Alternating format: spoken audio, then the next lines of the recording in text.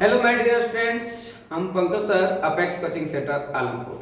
आज हम पढ़ने जा रहे हैं 11 क्लास का चैप्टर नंबर 1 मात्रक एवं मापन यूनिट एंड मेजरमेंट। आइए सीखते हैं यूनिट एंड मेजरमेंट चैप्टर क्या करता है। जैसे डियर स्टूडेंट, हम आपको सिखाना चाहते हैं, इसमें सबसे पहले हम टॉपिक का स्टार्टिंग करेंगे जिसे हम भौतिक राशि कहते हैं। यानी भौतिक राशि क्या है? भौतिक राशि, इसको हम फिजिकल क्वांटिटी बोलते हैं। फिजिकल क्वांटिटी क्या है, इस बात की चर्चा करते हैं। यानी वैसी राशि जिसे भौतिक के नियमों के पदों में व्यक्त किया जा सकता है उसे भौतिक राशि कहते हैं। यानी जिसे भौतिक के नियमों के पदों में व्यक्त किया जा सकता है उसे हम भौतिक राशि कहते हैं।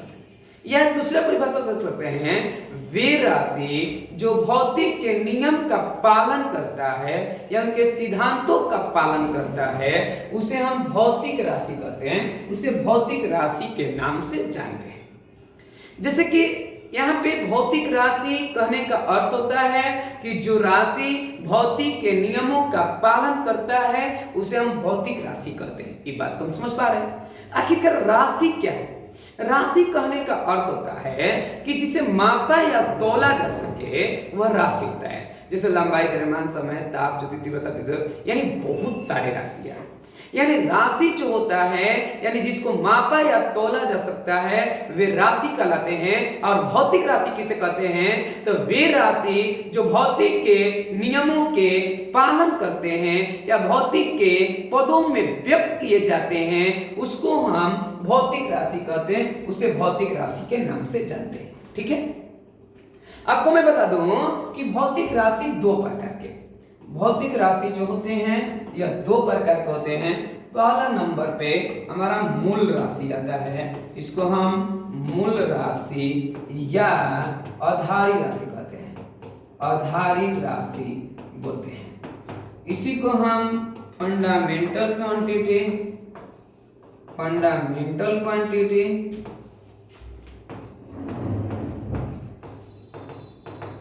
या बेसिक क्वांटिटी कहते हैं। दूसरा हमारा होता है व्युत्पन्न राशि, ड्राइव क्वांटिटी।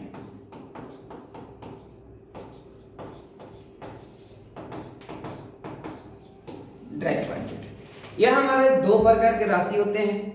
एक होता है मूल राशि या आधारी राशि, मूल राशि या आधारी राशि। दूसरा होता है व्युत्पन्न राशि। आइए समझते हैं मूल राशि या आधारी राशि किसको कहते हैं। मूल राशि या आधारी राशि हमारा क्या है, इस बात की हम चर्चा करते हैं। डियर स्टूडेंट, मूल राशि या आधारी राशि पे अगर हम चर्चा करें, इसको हम मूल राशि कह रहे हैं, जिसको मूल राशि, इसी को हम बोलते हैं फंडामेंटल क्वांटिटी,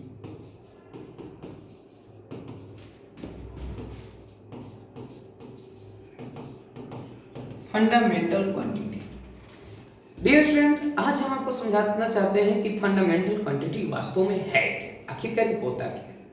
देखिए, वैसे राशि जो अपने आप पे निर्भर हो यानी स्वतंत्र अवस्था में जो पाए जाते हैं उनको हम बोलते हैं मूल राशि या फंडामेंटल क्वांटिटी। इसी को आधारी राशि के भी नाम से जानते हैं। जो अपने आप पे निर्भर रहते हैं, जो स्वयं पर निर्भर रहते हैं, सेल्फ डिपेंडेंट होते हैं, दूसरी राशियों पर वे निर्भर नहीं करते, वैसे राशि को हम बोलते हैं मूल राशि।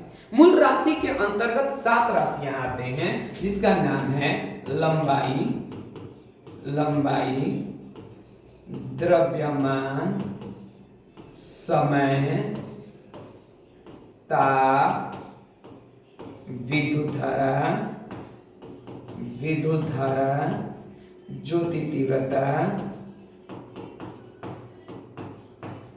ज्योति तीव्रता और पदार्थ की मात्रा, पदार्थ की मात्रा। यह हमारा 7 राशि है जिसको मूल राशि कहते हैं, जिसको व्युत्पन्न राशि कहते हैं। डियर स्टूडेंट, मूल राशि और व्युत्पन्न राशि को समझते हैं। मूल राशि इसको कहते हैं, व्युत्पन्न राशि नहीं। मूल राशि इसको कहते हैं। व्युत्पन्न राशि क्या होता है? जो अपने आप पर निर्भर न रहे, जो अपने आप पर निर्भर न रहे बल्कि मूल राशि पे निर्भर रहे, यानी वह मूल राशि पे जो डिपेंड करता है उसको हम बोलते हैं व्युत्पन्न राशि, यानी इसको हम बोलते हैं व्युत्पन्न राशि। यह जो व्युत्पन्न राशि के अंतर्गत इन 7 राशियों को छोड़कर लंबाई, द्रव्यमान, समय, ताप, विद्युत धारा, ज्योति तीव्रता, पदार्थ की मात्रा, इन 7 राशियों को छोड़कर शेष बाकी राशियां व्युत्पन्न राशि कहलाते हैं। व्युत्पन्न राशि में आता है, मान लीजिए बहुत सारा, इनको छोड़कर के अनगिनत है, लेकिन कुछ हम नाम को रखते हैं। जैसे कि अगर हम ले लें चाल, वेग, त्वरण, बल, संवेग, आवेग, कार्य, ऊर्जा, शक्ति, इस प्रकार के बहुत सारे राशियां हैं। जो 7 राशियों को छोड़कर के जितनी सारी राशियां हैं सब के सब व्युत्पन्न राशि हैं, सब व्युत्पन्न राशि कहलाते हैं।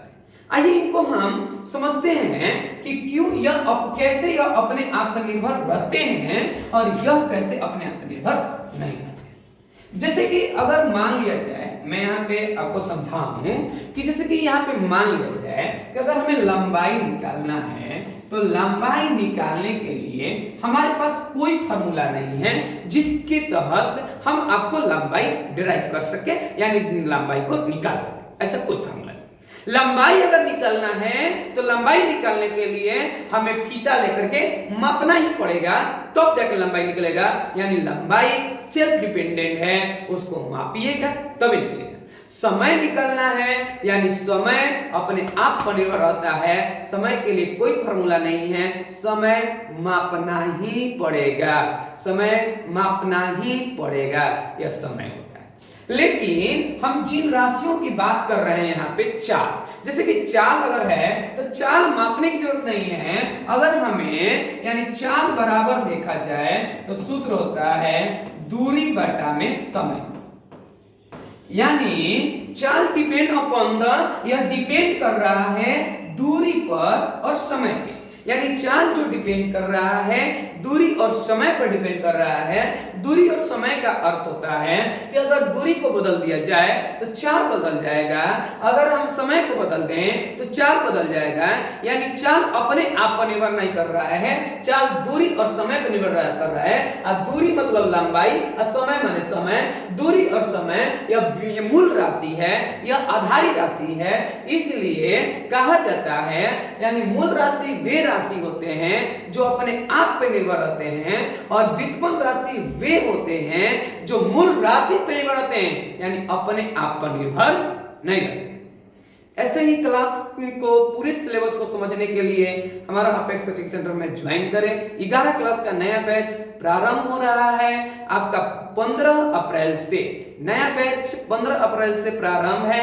ऐसे ही समझ करके फिजिक्स को जहन में उतारें, दिमाग में उतारें। आपके आज के लिए इतना ही, धन्यवाद।